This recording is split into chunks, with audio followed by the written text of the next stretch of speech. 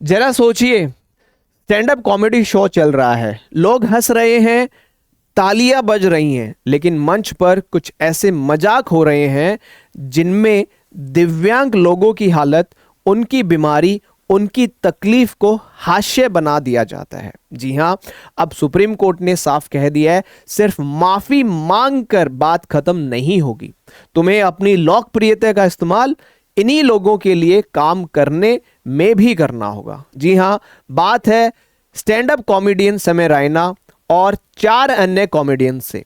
Supreme court ने कहा कि वह ऐसे कार्यक्रम आयोजित करें जो दिव्यांग लोगों की कहानियां दिखाएं और उनके इलाज के लिए धन जुटाएं।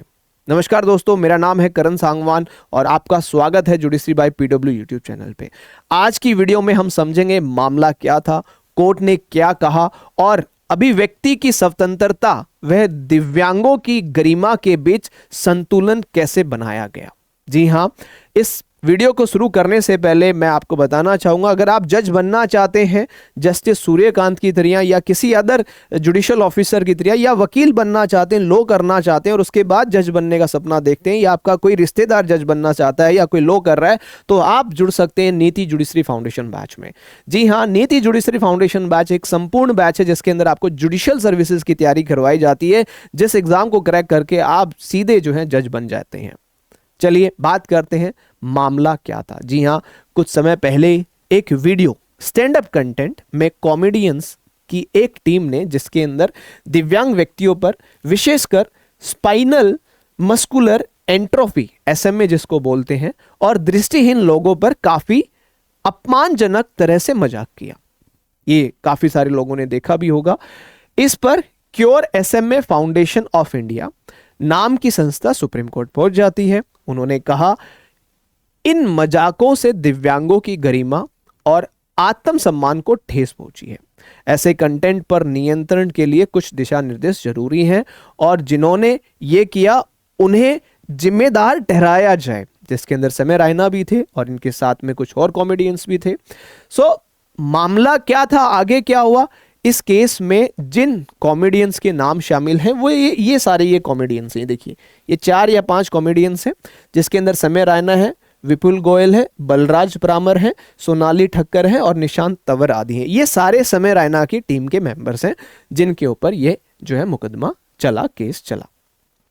पहले ही सुनवाई में सुप्रीम कोर्ट ने इसमें कहा था कि भैया अपने अपने सोशल मीडिया प्लेटफॉर्म पर सार्वजनिक, जी हाँ, पब्लिक एपोलॉजी जो है, माफी आप मांगे, चाहे यूट्यूब हो चाहे इंस्टाग्राम से माध्यम से आप पब्लिकली सॉरी मांगे। लेकिन देखिए, सिर्फ इससे काम नहीं चला, क्योंकि सुप्रीम कोर्ट का नया आदेश आया, सिर्फ माफी मांगने से काम नहीं चलेगा, अब आपको सेवा भी करनी पड़ेगी। जी हाँ, अब आपको सेवा भी करनी पड़ेगी। अब एक हालिया आदेश में सुप्रीम कोर्ट ने एक बहुत ही अनूठा और समाजमुखी निर्देश दिया है। देखिए, कोर्ट ने कहा कि ये कॉमेडियंस जो हैं, जैसे विशेष कार्यक्रम करें या शो आयोजित करें जिनमें दिव्यांग लोगों की जो प्रेरक कहानियां हैं वो दिखाई जाए और इन कार्यक्रमों के जरिए इलाज के लिए धन भी जुटाया जाए। जी हां, खास तौर पर ऐसी बीमारियां से जुड़े रहे मरीज के लिए, जैसे आपका स्पाइनल मस्कुलर एट्रोफी एसएमए जिसको बोलते हैं, जिनके इलाज पर बहुत बड़े खर्च आता है। सो कोर्ट ने साफ शब्दों में कहा, ये कोई आपराधिक सजा नहीं दे रहे हम आपको, बल्कि एक तरफ की सामाजिक जिम्मेदारी या सोशल बर्डन है। राइट, मतलब आपने जहां अपने मजाक से लोगों को चोट पहुंचाई, अब उसी मंच का इस्तेमाल करके उनकी मदद भी करनी होगी। ये कार्यक्रम आप ऑनलाइन ऑफलाइन किसी भी रूप में कर सकते हो, लेकिन उद्देश्य 2 ही रहेंगे, समाज को जागरूक करना और वास्तविक इलाज के लिए धन एकत्रित करना। तो बात करें थोड़ी सी अभिव्यक्ति की स्वतंत्रता बनाम गरिमा का अधिकार। जी हां, इस मामले में सुप्रीम कोर्ट ने एक अहम संवैधानिक सिद्धांत भी याद दिलाया। अदालत ने कहा, अभिव्यक्ति की स्वतंत्रता जो अनुच्छेद आर्टिकल 19 और जीने वह गरिमा के अधिकार अनुच्छेद 21 आर्टिकल 21 की बात करें तो दोनों का संतुलन बहुत जरूरी है। आपको बोलने की आजादी है, मजाक करने का भी अधिकार है, लेकिन किसी की मान मर्यादा, गरिमा, सम्मान को कुचल कर आप ये नहीं कह सकते हैं कि ये मेरी अभिव्यक्ति की स्वतंत्रता है, खासकर जब बात दिव्यांग व्यक्तियों की हो। जो पहले ही समाज में भेदभाव और कठिनाइयों का सामना कर रहे हैं, वहां अदालत ने कहा कि उनके सम्मान की रक्षा बेहद जरूरी है। सुप्रीम कोर्ट ने यह भी देखा कि आज के टाइम में जितने भी स्टैंड अप कॉमेडियंस हैं, क्रिकेटर्स हैं, इन्फ्लुएंसर हैं, इन सब की सुप्रीम कोर्ट ने बात की कि सिर्फ शौकिया बातें नहीं कर रहे हैं ये अपने कंटेंट से पैसा भी कमा रहे हैं और लोकप्रियता भी कमा रहे हैं।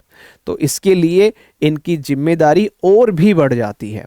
आपका क्या कहना है, आप क्या समझते हैं, मुझे जरूर बताइएगा। मैं जाते जाते आपसे दो बातें पूछना चाहूंगा, अगर आप लोगों को समझ में आए तो उनका जरूर आप कमेंट में बताइएगा। तो दोस्तों देखिए, एक तरफ हंसी मजाक और स्टैंड अप है, दूसरी तरफ उन लोगों की तकलीफ जो किसी गंभीर बीमारी या दिव्यांगन से जूझ रहे हैं।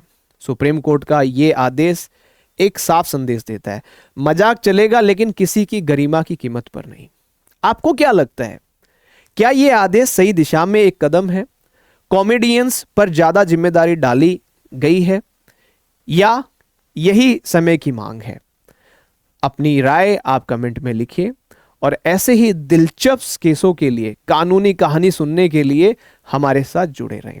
और अगर आप या आपका कोई रिलेटिव जुडिशियल सर्विसेज की प्रिपरेशन कर रहा है तो उनके साथ भी साझा करें। नीति 2.0 जुडिशरी फाउंडेशन बैच, जिसके अंदर करवाई जाती है आपको संपूर्ण जुडिशियल सर्विसेज की प्रिपरेशन। इसको ज्वाइन करने के लिए लिंक डिस्क्रिप्शन बॉक्स में या फिर गूगल प्ले स्टोर से फिजिक्स वाला की ऐप डाउनलोड करके आप ज्वाइन कर सकते हैं। मिलते हैं नेक्स्ट वीडियो में। किसी एक स्पेसिफिक टॉपिक पे आप वीडियो चाहते हो तो कमेंट करके जरूर बताइएगा। तब तक के लिए सत्यमेव जयते। जय हिंद, जय भारत, धन्यवाद।